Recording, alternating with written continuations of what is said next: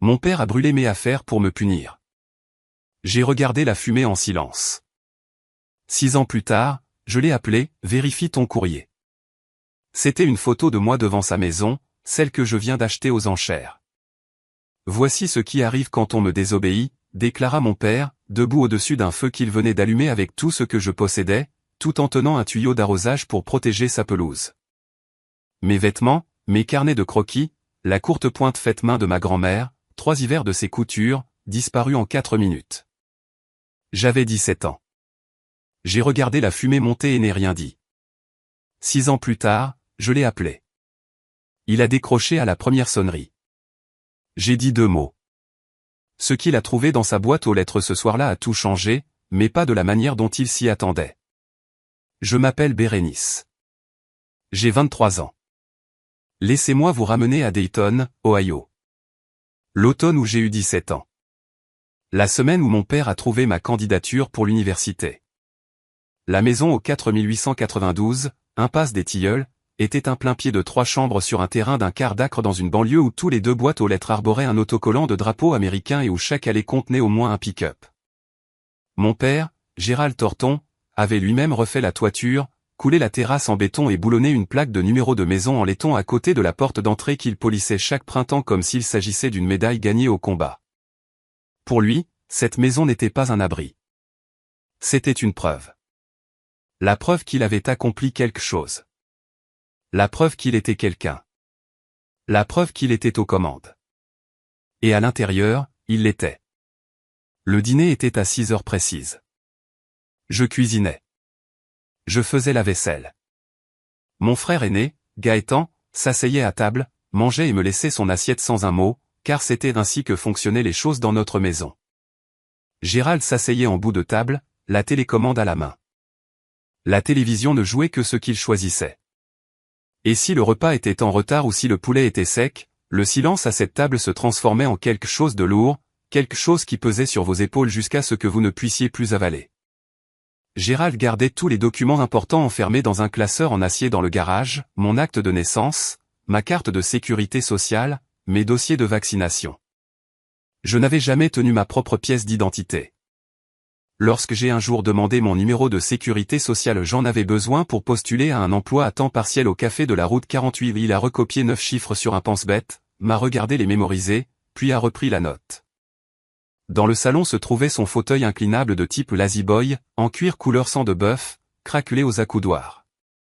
Personne ne s'y asseyait, personne ne le touchait. Il faisait face à la télévision comme un trône faisant face à une cour. Et chaque soir, Gérald s'y laissait tomber avec l'autorité d'un homme qui croyait que toute la maison orbitait autour de son confort. C'était le cas. Mon frère Gaëtan avait 22 ans quand j'en avais 17. Gérald avait payé ses frais de scolarité au Community College, 1 an et demi de cours que Gaëtan avait en grande partie séché avant d'abandonner sans une seule leçon de gratitude. Maintenant, Gérald préparait des plans pour installer Gaëtan dans son propre garage automobile. Père et fils passaient leur week-end à évaluer les prix des ponts élévateurs hydrauliques et des criques de sol, de la même manière que certaines familles planifiaient des vacances. J'ai été classé dans le top 10 de ma promotion. Mon professeur d'art, Madame ROR, a épinglé un de mes portraits au fusain dans la vitrine du couloir d'entrée. Mes résultats en maths étaient suffisamment élevés pour que la conseillère d'orientation m'imprime une liste d'universités et me la glisse sur son bureau avec un regard plein d'espoir. J'ai ramené cette liste pliée à la maison à l'intérieur de mon manuel scolaire. Après le dîner, les assiettes débarrassées, je les posais sur la table devant Gérald. Il ne l'a pas ramassée. L'université, dit-il, pas comme une question. Pourquoi faire ? Commerce, dis-je. Ou comptabilité. Il se pencha en arrière. Une fille va à l'université, obtient un diplôme, puis se marie, et le diplôme reste dans un tiroir. Tu veux devoir 50 000 $ pour un morceau de papier dans un tiroir ? Patricia, ma mère, se tenait près de l'évier, ses mains suspendues au-dessus d'un plat. Elle ne se retourna pas. Je pourrais obtenir une aide financière, dis-je. Tu pourrais trouver un travail et contribuer à ce foyer, comme tu es censé le faire, dit-il. Je travaillais déjà les week-ends au café de la route 48. 8,75 € de l'heure. Chaque euro était versé directement sur un compte que Gérald avait ouvert à nos deux noms. Je n'ai jamais vu un relevé bancaire. Je n'avais pas de carte de distributeur. Mon travail entrait, et Gérald décidait de ce qui en sortait. L'avenir de Gaëtan était un investissement. Le mien était une dépense. Mais tous les mardis et jeudis après l'école, je restais à la bibliothèque. Gérald pensait que je rangeais des livres pour obtenir des crédits de bénévolat. Ce n'était pas le cas. Quand j'avais 14 ans, Gérald avait claqué sa paume sur la table du dîner si fort que les verres d'eau avaient tressailli. Je ne me souviens plus de ce que j'avais fait. Probablement parler sans qu'on m'y autorise, probablement respirer trop fort, probablement exister d'une manière qui lui rappelait qu'il n'était pas la seule personne dans la pièce. Il s'était penché sur la table et m'avait crié dessus à 3 centimètres de mon visage jusqu'à ce que sa salive touche ma joue. Le lendemain matin, j'en avais parlé à mon conseiller scolaire. Une femme des services de protection de l'enfance avait frappé à notre porte 4 jours plus tard. Elle portait un badge et un sourire patient. Elle avait regardé autour de la maison au propre, réfrigérateur plein, pas de bleu, avait pris des notes, posé des questions. Gérald avait été calme et poli pendant toute la visite. Le genre de calme et de politesse d'un homme qui sait ce qui est en jeu. Rien n'en était ressorti, mais Gérald n'avait jamais oublié. À partir de ce jour, je suis devenu la fille qui avait appelé la police contre son propre père. Gérald s'était assuré que tous les oncles, tantes et cousins le sachent. Les dîners de Thanksgiving, les brunchs de Pâques, les barbecues du 4 juillet, il glissait l'histoire dans la conversation comme un homme qui gratte une plaie. Beth ici a déjà amené les services sociaux chez nous. 14 ans. Vous imaginez? Je lui donnais un toit au-dessus de la tête et elle me remerciait avec une assistante sociale dans mon salon. Les parents ont cessé de m'appeler. Les invitations se sont raréfiées. Je suis devenue celle qui posait problème, l'exemple édifiant de ce qui arrive quand une fille ne connaît pas sa place. Et chaque fois que je résistais à quelque chose au couvre-feu, tâches ménagères, l'argent que Gérald prenait, il avait une phrase qui terminait chaque dispute: « Tu veux rappeler la police?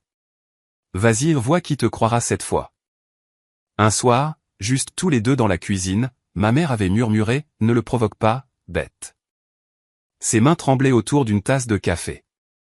Elle ne le défendait pas. Elle lui survivait. Et quelque part dans son arithmétique de la peur, me garder silencieuse signifiait nous garder toutes les deux intactes. Sur le mur du salon était accroché un portrait de famille encadré, Gérald, Patricia, Gaëtan souriant, pris dans un studio Gilles C. Peiné. Je n'y étais pas. Gérald avait dit aux proches que j'étais occupé ce jour-là. La vérité était plus simple. Il ne m'avait jamais demandé de venir. Ma grand-mère, la mère de ma mère, est morte le printemps de mes 15 ans. Cancer des ovaires, diagnostiqué tardivement. Elle avait passé ces 2 derniers mois à la maison dans un fauteuil inclinable qui ne ressemblait en rien à celui de Gérald, entouré de paniers de tissus et d'une machine à coudre qui ronronnait tard dans la nuit. La courte pointe qu'elle m'a laissée était un patchwork de chutes de coton provenant de vêtements que nous avions portés toutes les deux, une manche de ma chemise de sortie scolaire de 4e année, l'ourlet de la robe qu'elle portait à ma remise de diplôme de maternelle. Des morceaux de vieilles chemises de nuit en flanelle et de blouses données en héritage, superposés et cousus pour créer quelque chose qui contenait la chaleur comme seules les choses faites main peuvent le faire. Elle avait glissé des sachets de lavande dans les coutures. 2 ans après sa mort, je pouvais encore les sentir.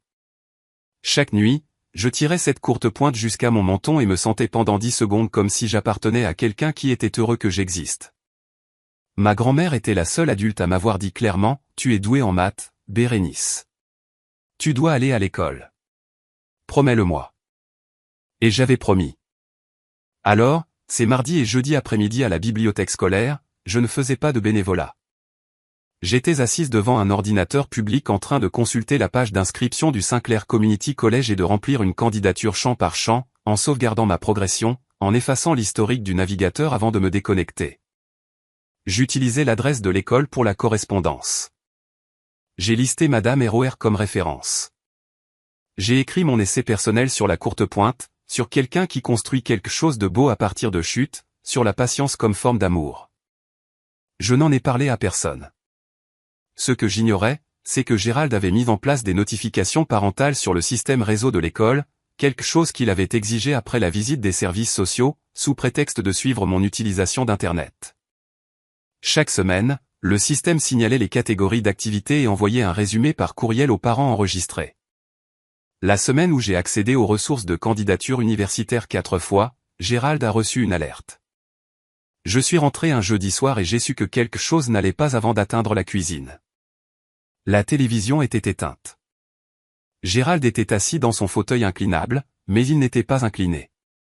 Il était droit, les 2 pieds à plat sur le tapis, les mains posées sur les accoudoirs comme un homme sur le point de rendre un verdict. La maison était silencieuse d'une manière que le silence ne devrait pas être chargé, pressuré, le genre de calme qui fait vibrer vos tympans. « Assieds-toi » dit-il. Je me suis assise sur le canapé en face de lui. Mon sac à dos était toujours sur moi. Je pouvais sentir la fermeture éclair appuyée contre ma colonne vertébrale. « J'ai reçu un courriel de l'école » dit-il. Sa voix était basse et régulière, ce qui était pire que de crier. Crier signifiait que la tempête était déjà arrivée. Cette voix signifiait qu'elle était encore en train de se former. Ressources pour la candidature universitaire, 4 visites cette semaine. Tu veux expliquer ça? J'allais répondre j'étudiais en cachette, mais il m'a coupé sans hausser le ton. Tu t'es assise dans cette bibliothèque et tu as postulé à l'université derrière mon dos. Après que je t'ai dit non, après que je t'ai expliqué pourquoi. Je voulais juste voir si j'en étais capable. Tu as fait ça en cachette, comme tu l'as fait quand tu avais 14 ans. Il a laissé tomber la référence aux services sociaux. Ça tombait toujours juste.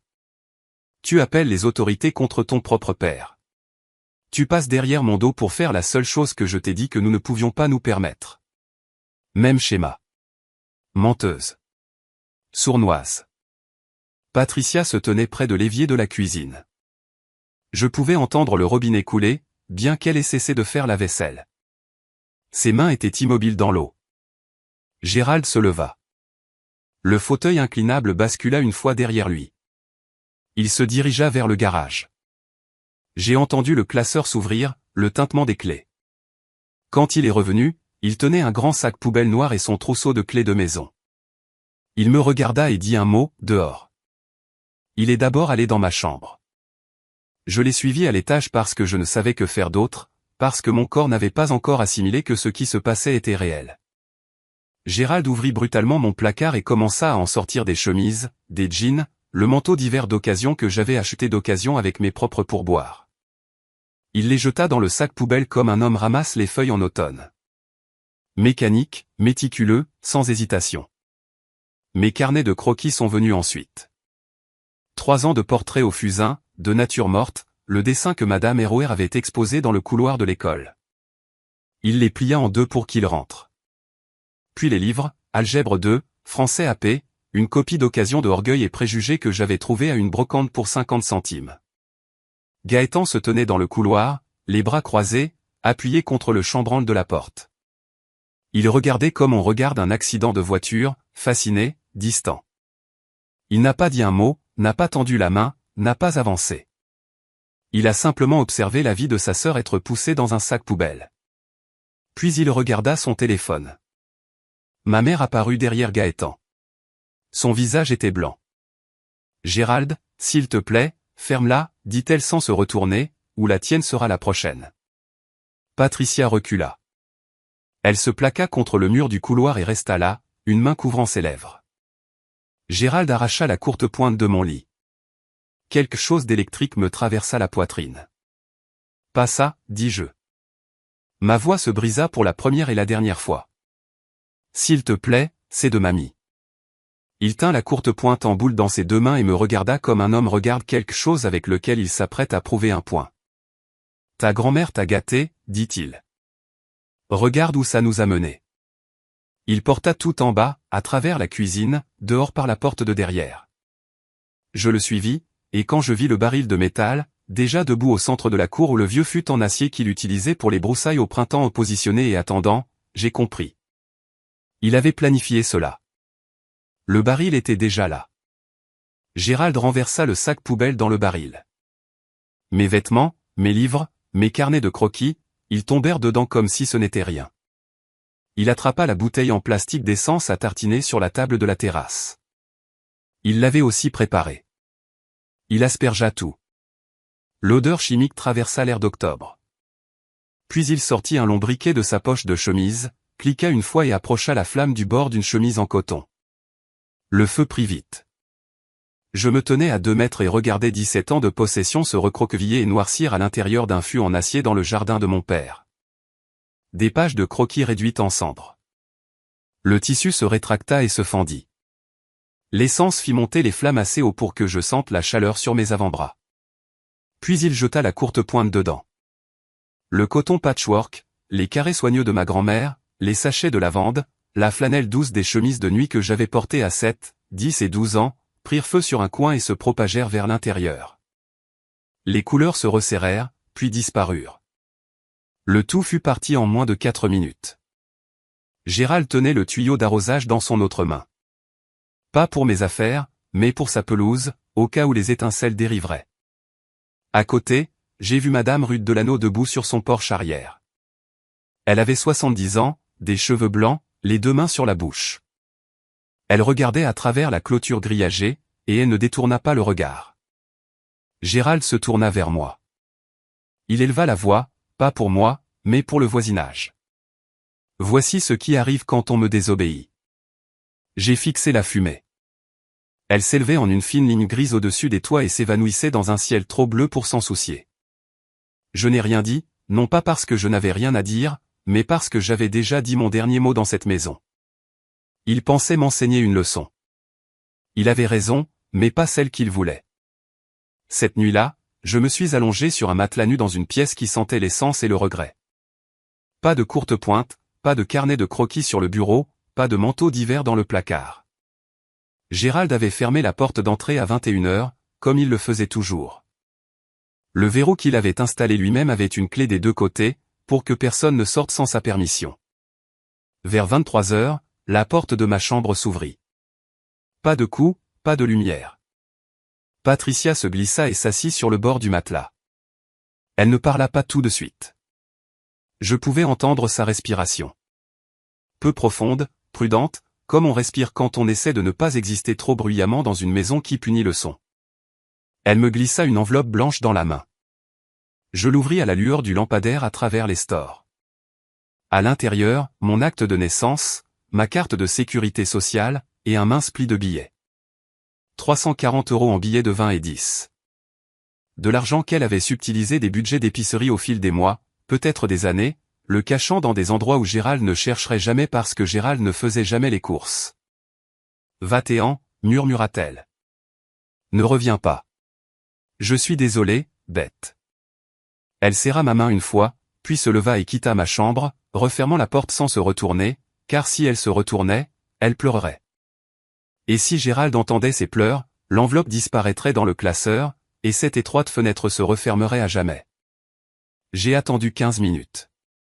Puis j'ai ouvert la fenêtre de ma chambre, rez-de-chaussée, Dieu merci, j'ai passé mes jambes par-dessus le rebord et j'ai sauté d'1 mètre dans le jardin latéral. Je portais un jean, un t-shirt et des baskets. Rien de plus. J'ai marché jusqu'à la maison de Madame Delano. 3 minutes. La lumière du porche était allumée. J'ai frappé 2 fois. Elle a ouvert la porte, a regardé mon visage et m'a fait entrer sans poser une seule question. J'ai quitté le 4892, impasse des Tilleuls, avec 340 € et une enveloppe blanche. Je ne savais pas que 6 ans plus tard, je me tiendrais devant cette même maison, tenant un acte de propriété à mon nom. Gérald a découvert mon départ à 6h15 le lendemain matin, quand personne n'était dans la cuisine pour préparer le petit déjeuner. Il n'est pas allé me chercher. Au lieu de cela, il a décroché le téléphone et a commencé à appeler la famille, tante, oncle, cousin, tout le réseau des Tortons et même la famille de Patricia, et a livré une version des événements si bien huilée que l'on aurait dit qu'il l'avait répétée. Elle s'est enfuie au milieu de la nuit, sans mots, sans explication. Après tout ce que j'ai fait, le toit, la nourriture, les vêtements, certains enfants sont juste nés ingrats. Vous vous souvenez de l'histoire des services sociaux? La même fille, même schéma. Le récit a pris racine immédiatement parce que Gérald avait passé 3 ans à fertiliser le sol. Les proches qui m'avaient déjà classé comme difficile m'ont maintenant élevé au rang de cause perdue. Personne ne m'a appelé. Personne n'a demandé le point de vue de Patricia. Personne n'a fait de voiture pour chercher une jeune fille de 17 ans qui avait quitté la maison en octobre sans manteau. Dans l'après-midi, Gérald avait vidé ma chambre. Madame Delano, regardant par la fenêtre de sa cuisine, m'a dit plus tard qu'elle l'avait vu sortir une étagère, un petit bureau et un lampadaire. Moins de 48 heures plus tard, la pièce abritait un banc de musculation, un miroir sur pied et des tapis de sol en caoutchouc. La nouvelle salle de sport de Gaëtan, 17 ans de mon existence, repeint en un week-end. Gérald avait également appelé l'école, leur disant que j'avais été transféré chez des proches. Le secrétaire a enregistré l'information sans suivi. Ma conseillère d'orientation, celle qui avait imprimé cette liste d'universités, n'a jamais eu l'occasion de demander où j'étais parti.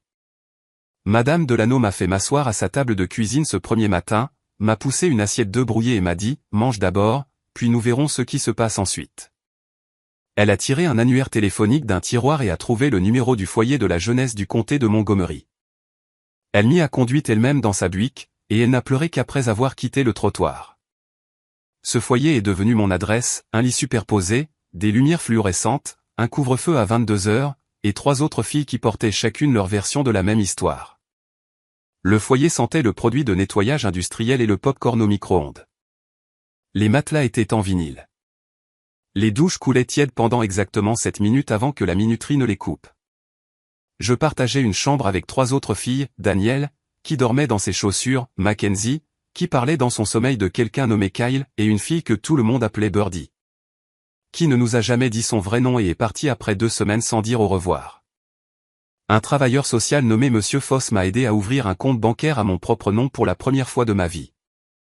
Je me suis assise en face d'un caissier dans une succursale de la banque Chase et j'ai fait glisser mon acte de naissance et ma carte de sécurité sociale sur le comptoir. Les mêmes documents que Patricia m'avait glissés dans la main dans le noir. Et quand le caissier a demandé un dépôt, j'ai mis 200 € des 340 de Gérald et j'ai gardé le reste en espèces pour le bus et la nourriture. Monsieur Foss m'a également aidé à m'inscrire à la préparation au GED, car j'avais été retiré de l'école avant de terminer ma première année d'université, équivalent du junior year américain. Et il m'a inscrite à l'aide sociale, Medicaid, ce qui signifiait que je pouvais obtenir une ordonnance pour l'inhalateur dont j'avais besoin depuis l'enfance, mais que Gérald ne faisait jamais remplir régulièrement parce qu'il considérait l'asthme comme un problème de mentalité. J'ai trouvé un travail dans la semaine. Caissière dans une supérette de station-service sur la 3e rue. Quart de nuit, 9,50 € de l'heure. Je me tenais derrière une cloison par balle et je scannais des boissons énergisantes et des billets de loterie de 22 h à 6 h du matin, puis je rentrais au foyer à la lumière grise de l'aube. Je gardais l'enveloppe de Patricia dans la poche intérieure de ma veste en permanence, pas pour l'argent qui était presque dépensé mais pour la preuve qu'elle avait essayé, qu'elle m'avait aimé de la seule manière que la maison de Gérald permettait. La première chose que j'ai achetée avec mon propre salaire a été une paire de baskets du rayon liquidation chez Walmart. 12 €, blanches avec une bande bleue.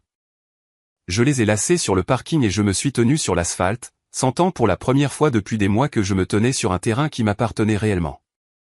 Avez-vous déjà eu un moment comme celui-là, où quelque chose de petit, de bon marché, vous a fait sentir que vous étiez enfin autorisé à exister?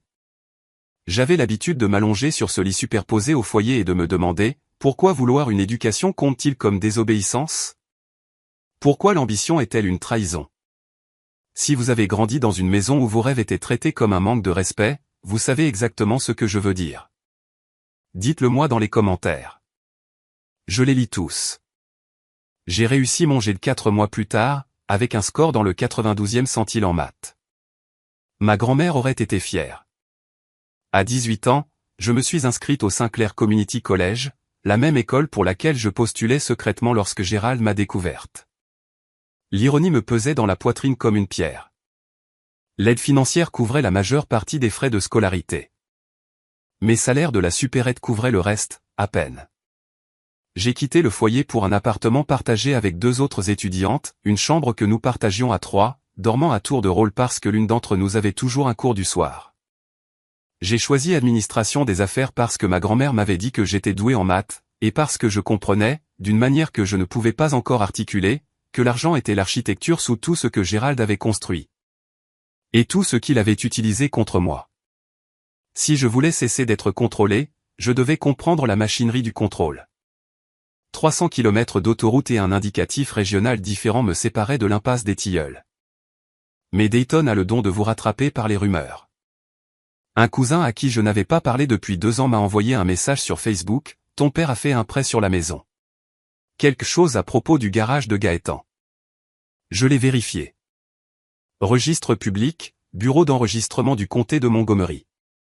Gérald avait contracté une ligne de crédit immobilier, 85 000 €, garantie par le 4892, impasse des Tilleuls.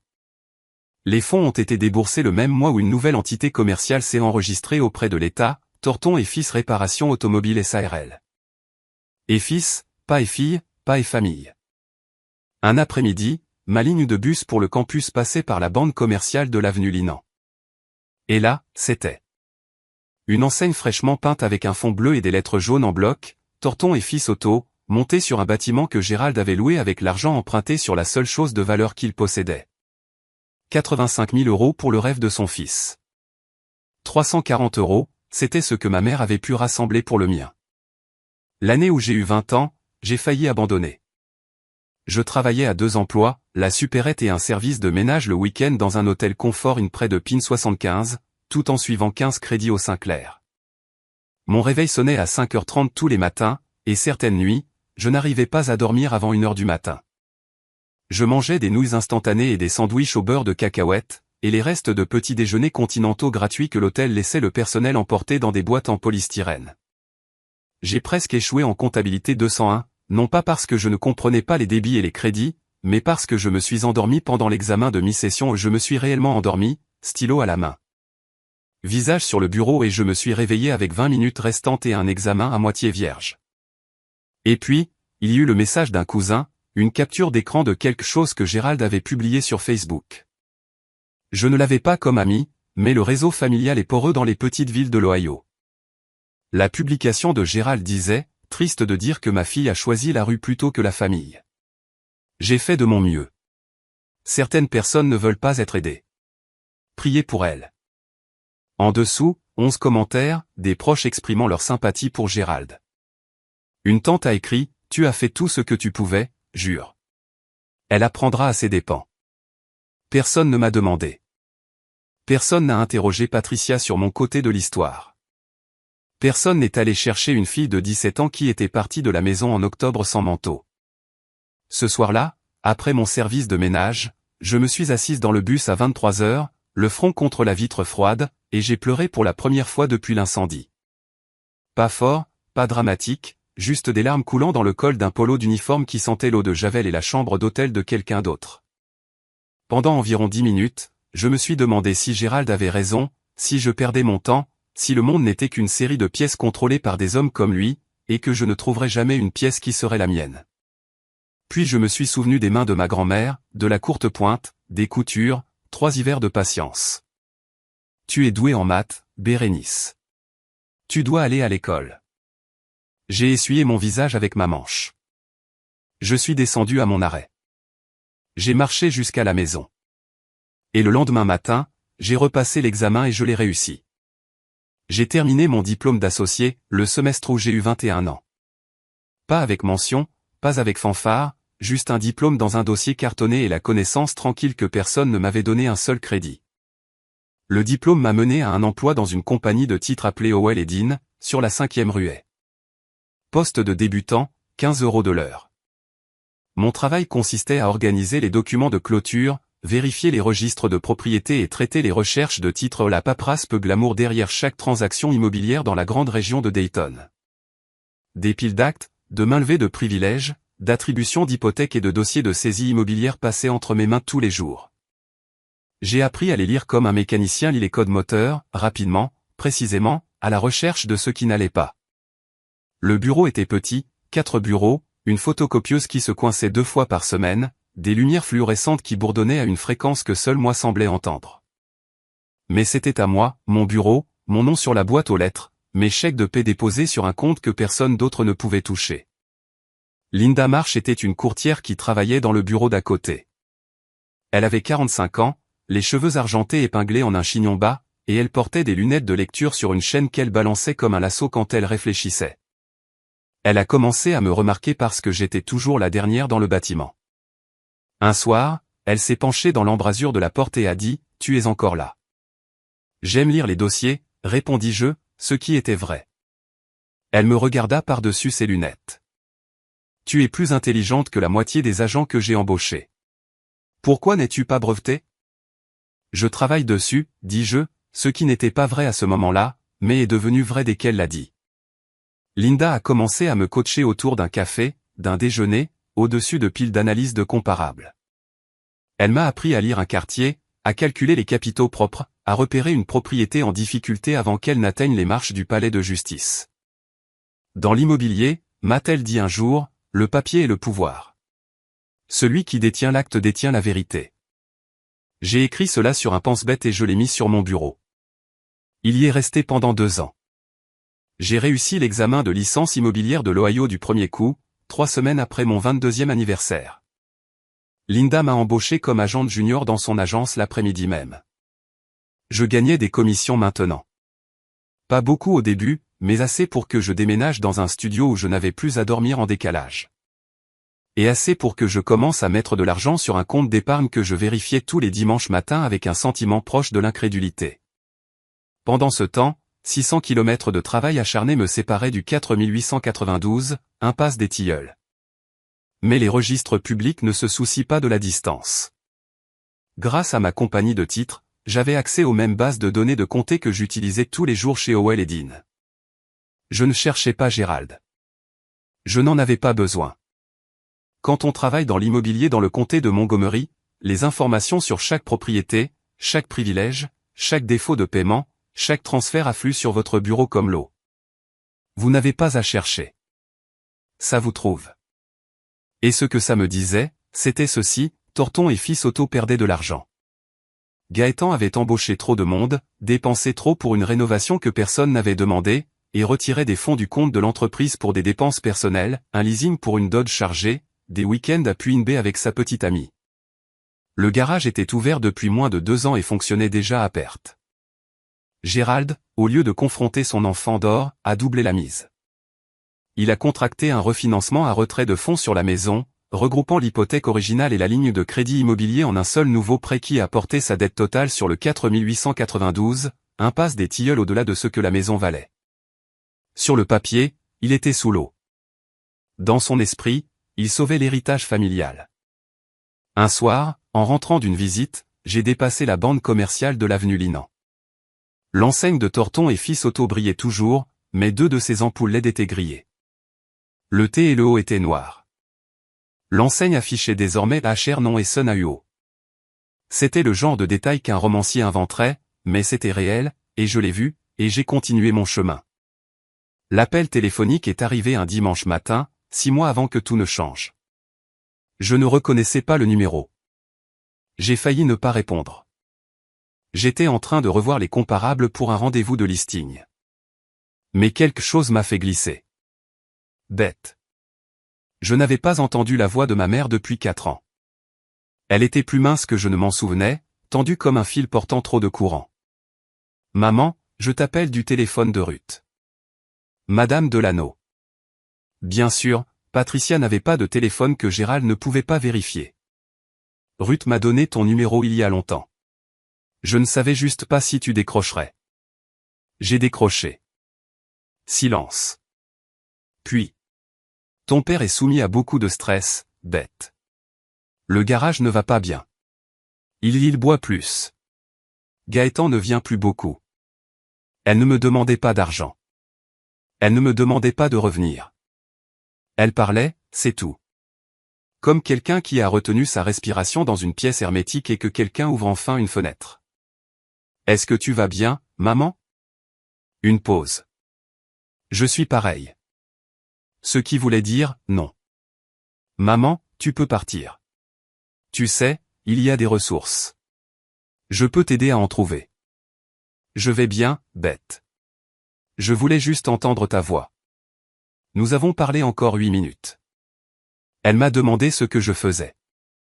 Je lui ai dit que je travaillais dans l'immobilier. Elle a dit, ta grand-mère serait si fière. Et sa voix s'est brisée. Puis elle s'est reprise. Et nous avons toutes les deux fait semblant que cela n'était pas arrivé. Après avoir raccroché, je me suis assise sur le sol de mon appartement pendant 10 minutes, fixant le mur. J'ai pensé appeler Gérald. Je ne l'ai pas fait. J'ai pensé appeler Gaëtan. Je ne l'ai pas fait. J'ai pensé conduire jusqu'à Dayton et frapper à la porte du 4892, impasse des Tilleuls, et dire, quoi? Que dirais-je à un homme qui a brûlé mes affaires et a bien dormi cette nuit-là? Rien. Il n'y avait rien à dire. 3 mois plus tard, j'étais assise à mon bureau, faisant défiler la liste hebdomadaire des saisies immobilières publiées par le Bureau des enregistrements du comté de Montgomery, une tâche que je faisais régulièrement dans le cadre de mon travail. À la recherche d'opportunités d'investissement pour les clients de Linda. Et une adresse familière a arrêté ma main sur la souris, 4892, impasse des Tilleuls. Avis de défaut de paiement, Banque de Dayton, NA. Date d'enchère prévue dans 60 jours. J'ai lu l'adresse 3 fois, puis une 4e. Puis je me suis reculé de mon bureau et j'ai fixé le plafond pendant une minute entière, respirant par la bouche comme un nageur remontant à la surface après avoir été trop longtemps sous l'eau. 4892, impasse des Tilleuls. Plein pied de 3 chambres. Numéro de maison en laiton. Fauteuil inclinable dans le salon. Baril de métal dans la cour arrière. L'avis de défaut signifiait que Gérald avait manqué des paiements pendant au moins 90 jours consécutifs. La banque avait déposé une demande auprès du comté. Un avis de vente suivrait, puis la maison serait mise aux enchères sur les marches du palais de justice, ouverte à tout enchérisseur muni d'un chèque de banque et d'un pouls. Gérald Thornton, l'homme qui avait bâti toute son identité autour de cette maison, qui polissait les numéros en laiton chaque printemps, qui avait refait le toit de ses propres mains, qui m'avait dit au moins 100 fois que sa maison signifiait ses règles, avait emprunté sur elle jusqu'à ce que la banque décide qu'elle n'était plus la sienne. J'ai récupéré le dossier complet. La ligne de crédit immobilier d'il y a 3 ans, 85 000 €. Le refinancement à retrait de fonds d'il y a 2 ans, 60 000 € de plus. Dette totale garantie par une maison valant peut-être 185 000 € dans le meilleur des cas. Gérald n'avait pas effectué de paiement hypothécaire depuis 6 mois. La banque avait suivi toutes les étapes requises, avis de défaut, droit de recours, avis de vente.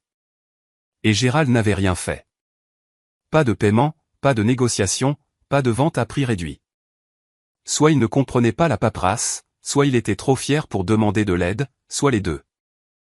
J'ai fermé l'onglet du navigateur. Je l'ai rouvert. Je l'ai refermé.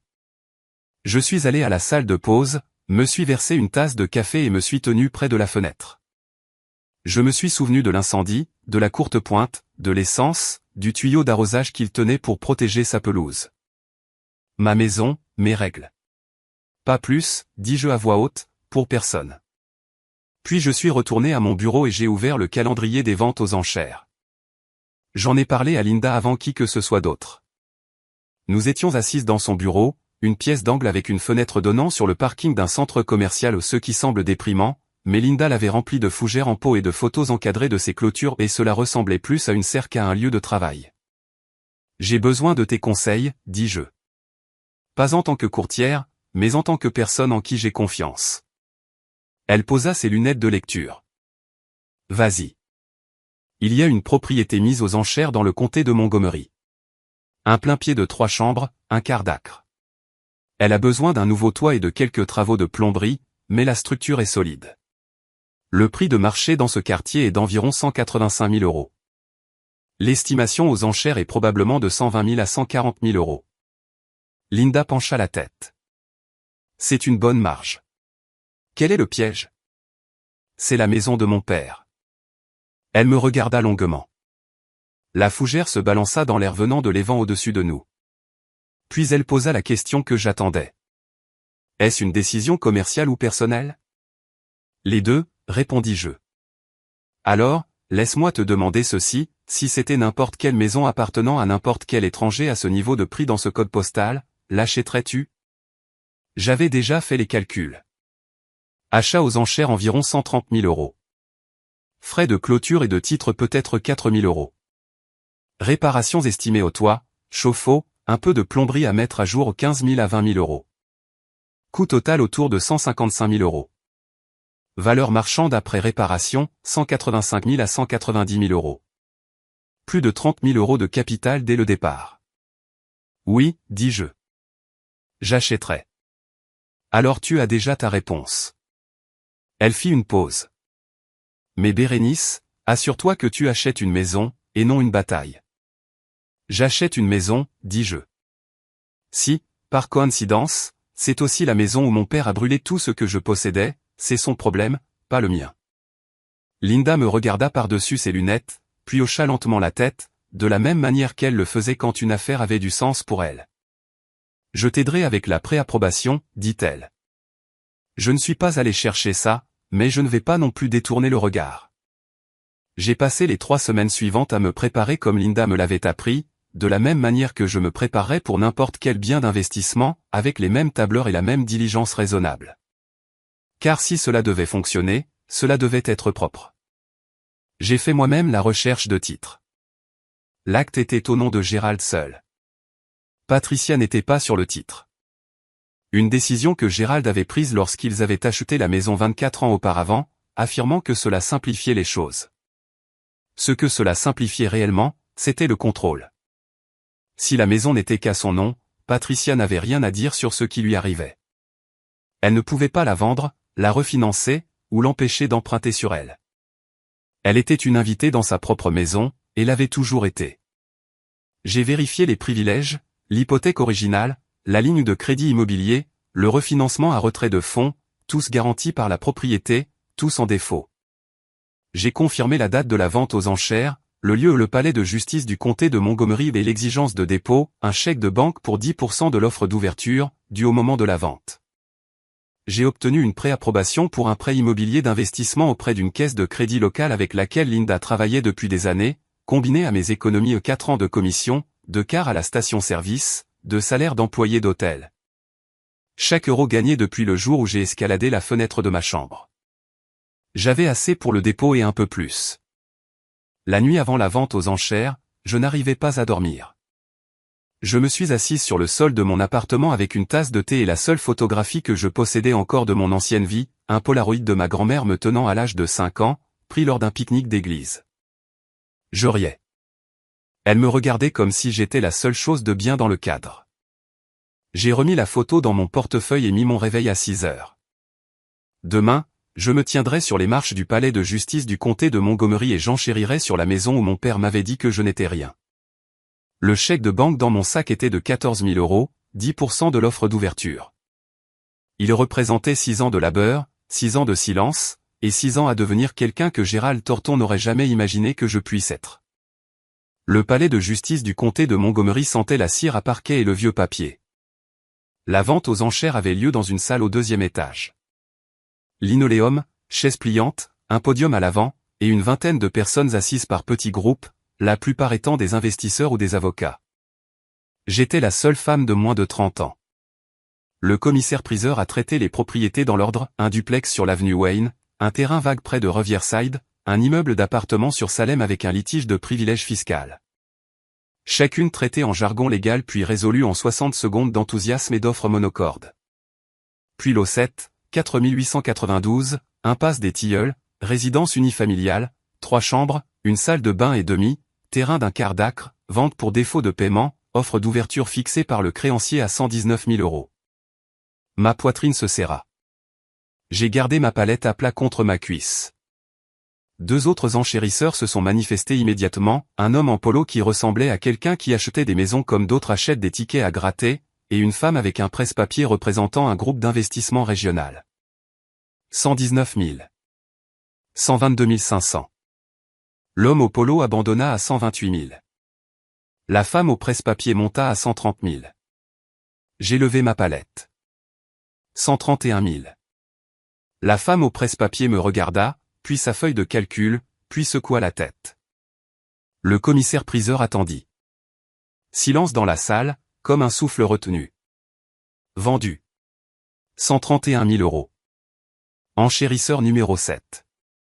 J'ai marché jusqu'à la table du greffier et j'ai signé. Le stylo était bon marché, un bic bleu de distribution du palais de justice, le genre qui coûte 12 centimes en gros. Mais quand j'ai écrit Bérénice Thornton sur le contrat d'achat, ma main était ferme. Le greffier a jeté un coup d'œil au nom, puis au nom sur le dépôt de faillite, Thornton et Thornton. Elle m'a regardé. J'ai regardé en retour. Elle a estampillé le document sans commentaire. Gérald avait laissé passer toutes les occasions de sauver la maison. Chaque période de recours, chaque fenêtre de négociation, chaque chance de vendre avant que la banque ne prenne le relais. Il était trop fier pour demander de l'aide, trop têtu pour admettre que le garage avait échoué, trop convaincu que le 4892, impasse des Tilleuls serait toujours le sien parce qu'il avait décidé qu'il le serait toujours. Mais les décisions ne remplacent pas les défauts de paiement, et les défauts de paiement ne se soucient pas de la fierté. L'acte a été enregistré 17 jours plus tard au bureau des enregistrements du comté de Montgomery. J'ai récupéré la copie certifiée un mardi après-midi et je me suis assise dans ma voiture sur le parking du palais de justice, la tenant dans mes deux mains. Acte de transfert de propriété. Bénéficiaire, Bérénice Monsieur Torton. Mon nom, ma maison. Le samedi suivant, j'ai conduit jusqu'à l'impasse des Tilleuls. Je n'étais pas revenu dans cette rue depuis 6 ans. Le quartier semblait le même, pelouse tondue, boîte aux lettres avec drapeaux américains, pick-up dans les allées, mais plus petit d'une certaine manière. La façon dont les lieux de l'enfance rétrécissent toujours quand on y retourne en tant qu'adulte, portant des mesures différentes. Je me suis garé en face du 4892. Les numéros de maison en laiton étaient ternis. Gérald ne les avait pas polis. Le béton de la terrasse qu'il avait coulé lui-même présentait une longue fissure. La pelouse était tondue, cependant. Bien sûr qu'elle l'était. Gérald laisserait le toit pourrir avant de laisser l'herbe dépasser 2 pouces. Il était dehors, d'ailleurs, poussant une tondeuse en ligne droite, portant la même chemise en flanelle qu'il portait le jour où il a brûlé mes affaires. Il ne m'a pas vu. Je suis sorti de ma voiture. Je me suis tenu sur le trottoir devant la maison sa maison, ma maison et j'ai demandé à une femme promenant son chien de prendre ma photo. Elle a souri et a accepté. Sur la photo, je suis debout devant les numéros en laiton 4892 visibles par-dessus mon épaule gauche. Mon expression est calme, pas souriante, pas en colère, juste présente. J'ai fait imprimer la photo dans un CVS. Au dos, j'ai écrit en lettres capitales soignées, nouveau propriétaire, date d'enregistrement de l'acte, bureau des enregistrements du comté de Montgomery, B. Torton. Je l'ai glissé dans une enveloppe blanche, sans nom à l'extérieur, tout comme celle que ma mère m'avait donnée. J'ai conduit jusqu'à l'impasse des Tilleuls une fois de plus, ouvert la boîte aux lettres au bord du trottoir, placé l'enveloppe à l'intérieur, levé le drapeau rouge, et je suis parti. J'ai attendu un jour. Je voulais qu'il trouve l'enveloppe en premier, qu'il tienne la photo, qu'il lise le dos, qu'il sente le sol bouger avant d'entendre ma voix. Dimanche après-midi, 16h17. J'étais assise sur le sol de ma cuisine, les mains croisées, mon téléphone devant moi. Je l'ai pris et j'ai composé le numéro que je n'avais jamais supprimé. Il a sonné une fois, une seule sonnerie. C'était tout ce qu'il fallait. Bérénice. Sa voix était différente. Plus âgée, plus rugueuse sur les bords, comme du papier de verre trop utilisé. Mais il y avait autre chose dedans. Quelque chose à quoi je ne m'attendais pas. Il sonnait comme un homme qui attendait près du téléphone mais ne l'admettrait jamais. Un homme qui avait gardé le numéro de sa fille enregistré pendant 6 ans sans appeler, parce qu'appeler signifierait que le silence était sa faute. Et admettre sa faute était la seule chose que Gérald Torton ne pouvait pas faire. Vérifie ta boîte aux lettres, dis-je. Puis j'ai raccroché. J'ai posé le téléphone sur la table et l'ai fixé un long moment. Mon cœur battait d'une manière qui m'a surprise.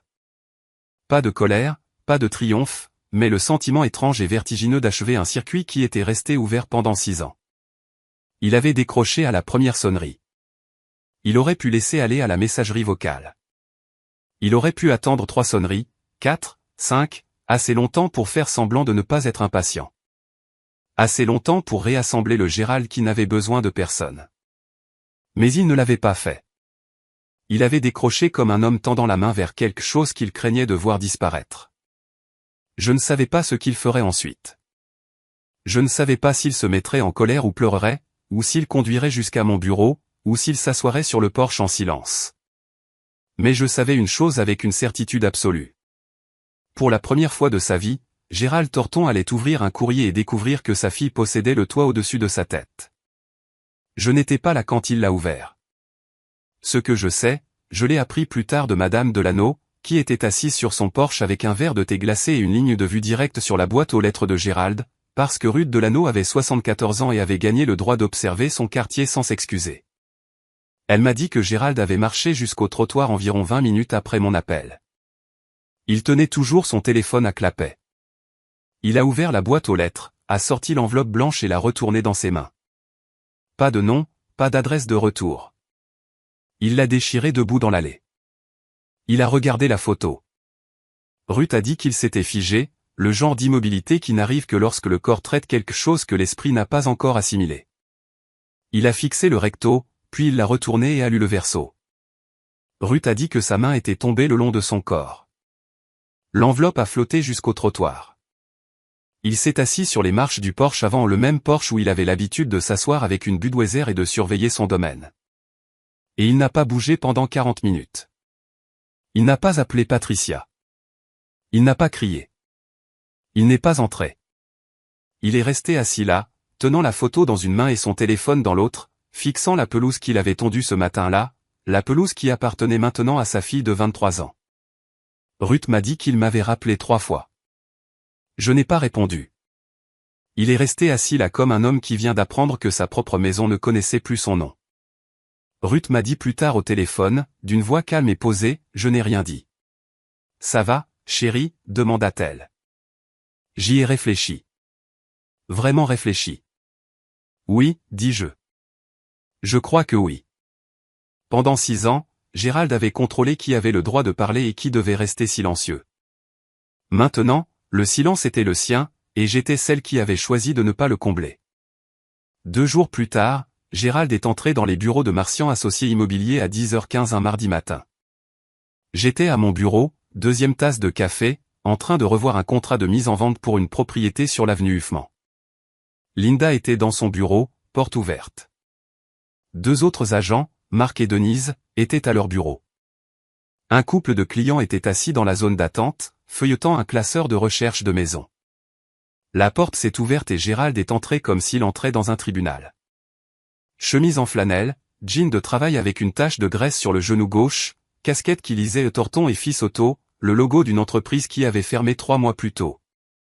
Il avait l'air plus âgé, plus mince au visage, plus lourd sous les yeux, mais sa posture était la même, rigide, autoritaire, la posture d'un homme qui s'attend à ce que les pièces se réorganisent autour de lui.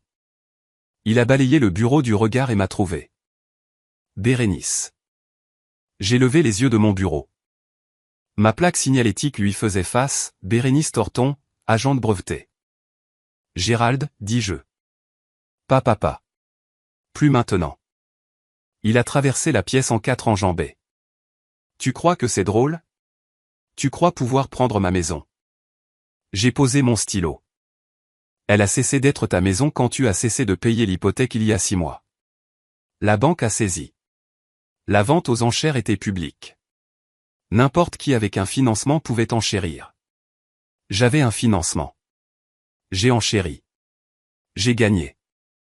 Tout est enregistré au bureau des enregistrements du comté. C'est ma maison. Sa voix a monté. J'ai construit cette terrasse. J'ai refait ce toit. Et puis tu as emprunté dessus jusqu'à ce qu'il ne reste rien, dis-je. J'ai gardé ma voix égale. Tu as contracté une ligne de crédit immobilier de 85 000 € pour le garage de Gaëtan. Puis un refinancement à retrait de fonds pour 60 000 de plus. Le garage a échoué. Le paiement a cessé. La banque a suivi la procédure. Ce n'est pas quelque chose que je t'ai fait, Gérald.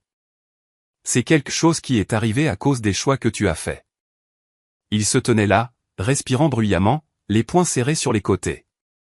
La pièce était silencieuse de la manière dont les pièces le deviennent quand tout le monde prétend ne pas regarder. Linda est sortie de son bureau. Elle était calme, de la manière dont une femme qui a négocié 1200 transactions est calme, inébranlable, mesurée, avec une autorité qui n'a pas besoin de volume. Monsieur, je vais devoir vous demander de baisser la voix. Ceci est un lieu de travail. Gérald s'est tourné vers elle. Vous ne connaissez pas cette fille. Elle a appelé les services sociaux contre son propre père quand elle avait 14 ans. C'est qui vous avez embauché? Linda n'a pas cligné des yeux. Elle m'a regardé. J'ai regardé en retour. J'ai fait un rapport à mon conseiller scolaire, dis-je, parce que tu m'as crié dessus à table. Les services sociaux sont venus parce qu'ils étaient censés venir. Tu n'as été inculpé de rien. Mais tu t'es assuré que tous les proches que j'avais le sachent, et tu t'en es servi pour m'isoler pendant 3 ans, alors soyons précis sur ce qui s'est passé, Gérald. Le couple de clients regardait ouvertement maintenant. Denise avait la main figée sur son clavier. Marc avait discrètement sorti son téléphone, pas pour enregistrer, mais juste pour le tenir comme un réflexe. Le visage de Gérald s'est contracté. Il a ouvert la bouche, puis l'a refermée, puis l'a rouverte. « Je t'ai élevé », dit-il. Sa voix était plus basse maintenant, mais l'arrêt était toujours là. « Je t'ai nourri. Je t'ai donné un toit. Et c'est ce que j'obtiens. Tu as brûlé tout ce que je possédais dans le jardin, dis-je. Tes vêtements, tes livres, la courte pointe de ma grand-mère. Tu t'es tenu là avec un tuyau d'arrosage pour protéger ta pelouse et tu as laissé 6 ans de ma vie se réduire en cendres. Et ensuite, tu as dit à toute la famille que j'étais ingrate. » J'ai marqué une pause. Chaque personne dans ce bureau écoutait. Tu n'as pas le droit de détruire les biens de quelqu'un et ensuite de te plaindre quand tu perds les tiens à cause de tes propres choix. Gérald m'a fixé. Je pouvais voir la machinerie derrière ses yeux grincés, essayant de trouver l'angle, l'effet de levier, le mot qui inverserait cela vers une réalité qu'il contrôlait. Mais il n'y avait pas d'angle. Il n'y avait pas d'effet de levier. L'acte était enregistré. La vente aux enchères était légale. Les chiffres étaient publics. Tu as 30 jours, dis-je. Délai d'éviction standard selon la loi de l'Ohio. Je ne le raccourcirai pas. Je ne le prolongerai pas 30 jours. Il se tenait au milieu du bureau, entouré de personnes qui savaient maintenant exactement qui il était. Et pour la première fois de sa vie, il n'avait rien à dire. Il est sorti sans fermer la porte. Vous savez, debout là, dans ce bureau, à le regarder partir, j'ai réalisé quelque chose à quoi je ne m'attendais pas. Il ne comprenait toujours pas. Il pensait toujours que la maison était une question de pouvoir. Son pouvoir. Il n'a jamais considéré que je ne l'avais pas acheté pour lui prendre quelque chose. Je l'ai acheté parce que je le pouvais. Parce que, il y a 6 ans, je ne pouvais même pas acheter un billet de bus. Et maintenant, je pouvais acheter une maison. La maison se trouvait juste être la sienne. Mais voici ce que je continue de me repasser dans la tête, y a-t-il une différence entre la justice et la vengeance quand la personne ne voit jamais la ligne? Qu'en pensez-vous? Est-ce que ça importe comment vous l'appelez, ou seul le prix que cela vous coûte importe? Dites-le moi dans les commentaires. Je veux vraiment savoir. Gaëtan m'a appelé 4 jours plus tard. C'était la première fois que j'entendais sa voix depuis mes 17 ans. Bête, il sonnait comme un homme debout dans une pièce où tout brûlait. Et il venait de réaliser que la sortie était verrouillée. Je sais que nous n'avons pas, je veux dire, ça fait. Écoute, papa a besoin d'un endroit où aller. Il lui reste 30 jours, n'est-ce pas? Il me l'a dit. Oui. D'accord. Alors, voilà le truc. Une pause si longue que j'ai pu l'entendre avaler. Je n'ai pas vraiment de place. Kelly et moi sommes dans un 2 pièces à Columbus. C'est serré. Je ne peux pas le prendre. Gaëtan, dis-je. Il a hypothéqué la maison pour ton garage. 85 000 €. Il a refinancé pour 60 000 de plus pour essayer de la maintenir à flot quand elle commençait à couler. Tu le sais, n'est-ce pas? Silence. Il a tout misé sur toi, dis-je. Tout. La maison, son crédit, sa retraite. Il a tout mis dans Thornton et Fils Auto. Et quand le garage a fait faillite, tu as déménagé à Columbus. Ce n'est pas, je ne lui ai pas demandé de le faire. Lui as-tu remboursé? Encore du silence. La réponse était dans le silence. Bête, je ne suis pas. Je ne suis pas le méchant dans cette histoire. Je n'ai pas dit que tu l'étais, mais je ne suis pas non plus la solution. Tu as eu 22 ans de son soutien. J'ai eu 17 ans de son contrôle. Il t'a donné une entreprise. Il m'a donné un baril de métal et maintenant tu m'appelles pour réparer ce que celui qui l'a choisi n'a pas pu maintenir ensemble. Sa respiration était saccadée. Je ne vends pas la maison, dis-je. Et je ne le laisserai pas y vivre gratuitement. Ce n'est pas ma responsabilité. Si tu veux aider ton père, aide-le. Mais tu n'as pas le droit de me refiler ce travail. J'ai raccroché et je suis resté assise, pensant à l'enseigne. Torton et fils auto et comment tout l'argent et la foi de la famille étaient allés dans 2 mots sur une enseigne. Et quand l'enseigne s'est éteinte, le fils a continué de conduire. Il avait tout misé sur son fils. Son fils l'a laissé en plan. Gérald a déménagé le 27e jour. Pas d'appel, pas d'adresse de réexpédition. Madame Delano m'a dit l'avoir vu charger un pick-up un emprunté, pas celui de Gaëtan avec des cartons, un sac de sport et le fauteuil inclinable Lazy Boy. Il est allé chez un cousin de l'autre côté de Dayton. Le trône était venu avec lui. Le royaume, non. J'ai attendu une semaine. Puis j'ai conduit jusqu'au 4892, impasse des Tilleuls, avec un serrurier, un entrepreneur et une malle de sentiments que je n'avais pas encore triés. La maison était plus sombre que je ne m'en souvenais. Gérald l'avait laissée en mauvais état. Tapis taché, robinet de cuisine qui goûtait, un salon qui sentait la Budweiser et le vieux journal. Mais les bases étaient solides. Les murs étaient droits. La fondation n'avait pas craqué, même si l'homme qui vivait dessus l'avait fait. J'ai parcouru chaque pièce en prenant des notes pour l'entrepreneur. Nouveau toit, chauffe-eau, mise à jour de la plomberie dans la salle de bain du couloir, repeindre. C'était un projet, pas un miracle. Le genre de maison dont j'avais appris à voir le potentiel parce que Linda m'avait appris à regarder au-delà de la surface. Puis j'ai atteint la chambre arrière. Mon ancienne chambre, celle que Gérald avait transformée en salle de sport pour Gaëtan. Le banc de musculation était parti. Le miroir était parti. Mais dans le coin, derrière une porte de placard coulissante, il y avait une étagère que Gérald n'avait apparemment pas prise la peine de vider, parce qu'il supposait qu'elle était vide. Elle ne l'était pas. J'ai trouvé une boîte à chaussures Nike, écrasée et poussiéreuse. J'ai retiré le couvercle. À l'intérieur, 3 pages arrachées d'un carnet de croquis, les bords noircis et recroquevillés. Un dessin au fusain des mains d'une femme, les mains de ma grand-mère dessinées de mémoire quand j'avais 16 ans. 2 autres croquis en dessous, à moitié détruits. Et au fond, plié en un petit carré, un morceau de tissu, coton patchwork, brûlé sur les bords, faible odeur de lavande, à peine perceptible, un seul carré de la courte pointe. Gérald était allé dans les cendres. Après que le feu se soit éteint, et que je sois allé dans ma chambre, et que le voisinage ait éteint ses lumières. Il avait sorti ces choses de ce baril de métal. Il les avait gardées dans une boîte à chaussures sur une étagère dans un placard pendant 6 ans. Il ne me l'a jamais dit. Il ne les a jamais utilisées pour s'excuser. Il les gardait simplement, comme il gardait mon numéro de téléphone. Silencieusement, en privé, inutilement. J'ai tenu le carré de tissu et me suis assise sur le sol nu de mon ancienne chambre et j'ai ressenti quelque chose que je ne pouvais pas nommer. Pas le pardon, pas la colère, quelque chose entre les deux. Comme trouver une empreinte de main dans le ciment de quelqu'un qui a brisé ta fenêtre. Cela ne changeait pas ce qu'il avait fait, mais cela changeait la forme de ce dont je me souvenais, d'un homme qui ne savait que détruire à un homme qui savait aussi regretter, mais qui choisissait toujours la mauvaise façon de le faire. Patricia m'a appelé 3 jours après que j'ai changé les serrures. Sa voix était différente. Je l'ai remarqué immédiatement. Pas la tension du fil mince que j'avais entendu il y a 6 mois, mais quelque chose de plus proche de l'eau claire. Toujours prudente, toujours silencieuse, mais présente d'une manière qu'elle n'avait pas été depuis des années. Il reste chez Dal, dit-elle. Dal était le cousin de Gérald. Une maison du côté ouest avec un canapé lit et sans question. Il a pris le fauteuil inclinable et 3 cartons. C'est tout. Et toi, demandai-je.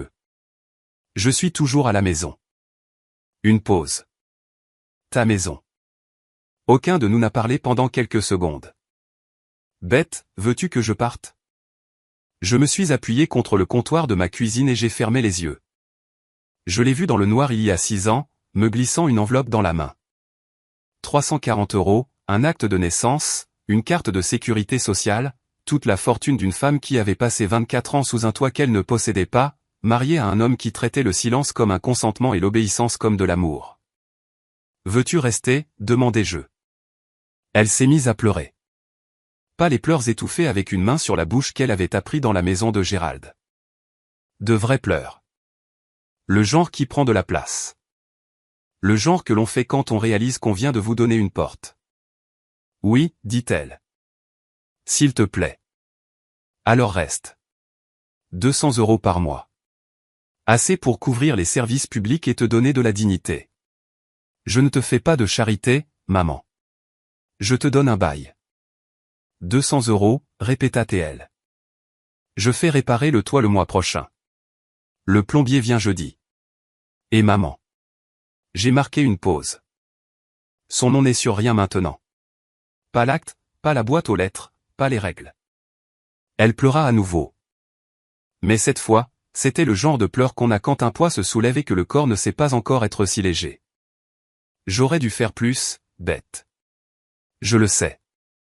Tu m'as donné l'enveloppe, maman. C'était suffisant pour commencer. Cette nuit-là, pour la première fois en 24 ans, Patricia Torton a dormi dans une maison où la porte d'entrée était déverrouillée parce que celui qui possédait le verrou était sa fille, et sa fille croyait aux portes qui s'ouvrent de l'intérieur. J'ai passé les 4 week-ends suivants au 4892, impasse des Tilleuls, avec une boîte à outils, un entrepreneur nommé Eddie, qui devait une faveur à Linda, et une obstination que j'avais apparemment héritée de la seule personne que je voulais le moins ressembler. Nous avons enlevé les vieux bardeaux et en avons posé de nouveaux, gris anthracite au lieu du brun délavé de Gérald. J'ai choisi la couleur moi-même, debout dans l'allée de peinture de l'OS pendant 20 minutes, passant mes doigts sur les échantillons. J'ai repeint l'extérieur, blanc doux avec des garnitures bleues ardoises, une palette si différente du beige et du marron de Gérald que la maison avait l'air d'une structure complètement différente vue de la rue, ce qui était le but. Les numéros de maison en laiton sont restés. Je les ai nettoyés cependant. Ils méritaient mieux que la négligence. À l'intérieur, Patricia et moi avons arraché ensemble le tapis taché et avons découvert des planchers de bois franc dessous que Gérald avait recouverts quand ils avaient emménagé parce qu'il n'aimait pas le bruit des pas.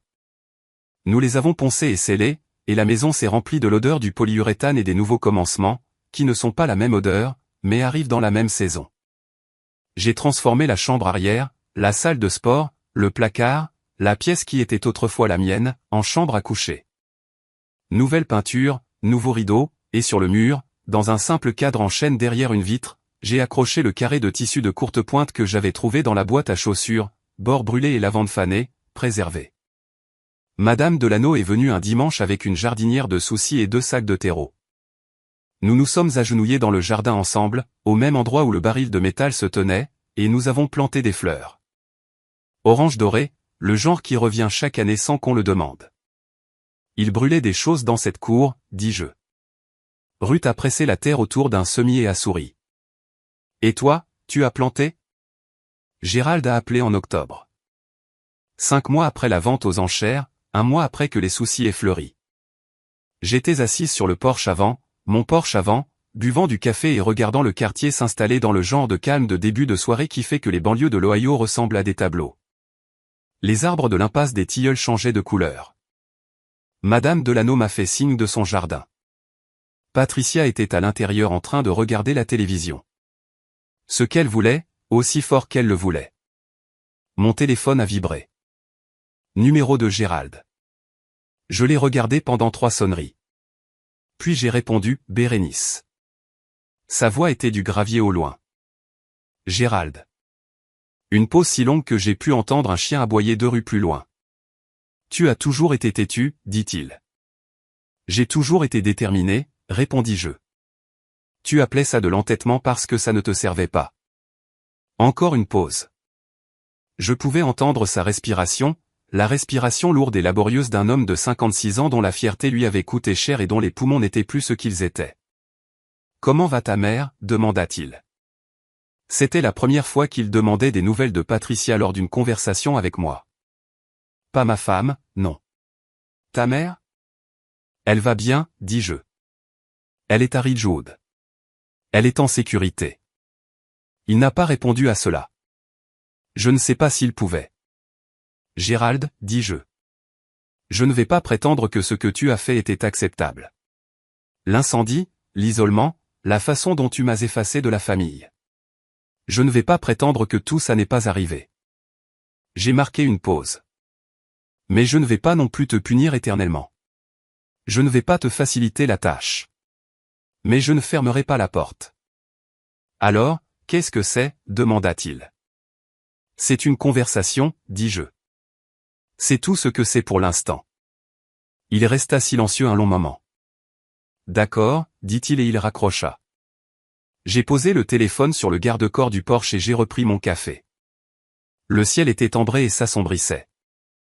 Quelque part à l'intérieur, Patricia riait de quelque chose à la télévision, un son que je n'avais pas entendu d'elle depuis des années, peut-être jamais, et les fenêtres luisaient d'une chaleur qui n'avait rien à voir avec le thermostat. Il avait perdu cette maison de la même manière qu'il m'avait perdu, en refusant de croire que nous pouvions partir. Je suis assise sur le porche à nouveau alors que je vous raconte ceci ce matin, tôt, avant que le voisinage ne se réveille. Café dans une tasse que j'ai achetée dans une friperie, celle avec une anse ébréchée et un imprimé floral délavé qui me rappelle le tissu d'une courte pointe. La pelouse est à moi. Le toit est à moi. Les numéros en laiton qui indiquent 4892 captent le lever du soleil. Et ils sont polis maintenant, parce que certaines choses méritent d'être soignées même si la personne qui les a installées ne savait pas comment le faire. Je n'ai pas acheté cette maison pour me venger. Je l'ai achetée parce que c'était un investissement judicieux. Parce que j'avais les connaissances, le capital et la licence pour prendre la décision. Et parce que, il y a 6 ans, j'étais une jeune fille de 17 ans debout dans cette cour avec rien, regardant tout ce que je possédais se transformer en fumée. Et je m'étais silencieusement promis, sans témoin, que je construirais quelque chose à partir des cendres. Je ne savais juste pas que ce quelque chose serait aussi littéral. S'il y a une leçon, ce n'est pas celle à laquelle on s'attend. Ce n'est pas « travail dur et tu leur prouveras ». Ce n'est pas « la meilleure vengeance et le succès ». C'est plus simple et plus difficile que ça. Ma grand-mère a cousu cette courte pointe pendant 3 hivers. Elle coupait le tissu, choisissait les motifs, enfilait les aiguilles et s'asseyait dans son fauteuil nuit après nuit, fabriquant quelque chose qui tenait chaud parce qu'elle voulait que j'aie chaud. Cela demandait de la patience. Cela demandait des mains. Cela demandait du temps. Elle ne savait pas qu'elle manquait de temps. J'ai tout perdu et je l'ai reconstruit en 6 ans. Les 2 ont été faits à la main. Si vous êtes dans votre première année, l'année où tout n'est que cendre et où vous vous tenez dans une course sans rien, je veux que vous sachiez que ce n'est pas la fin. Mais personne ne viendra vous chercher. Vous devez grimper vous-même par la fenêtre. L'enveloppe aide, mais la marche vous appartient.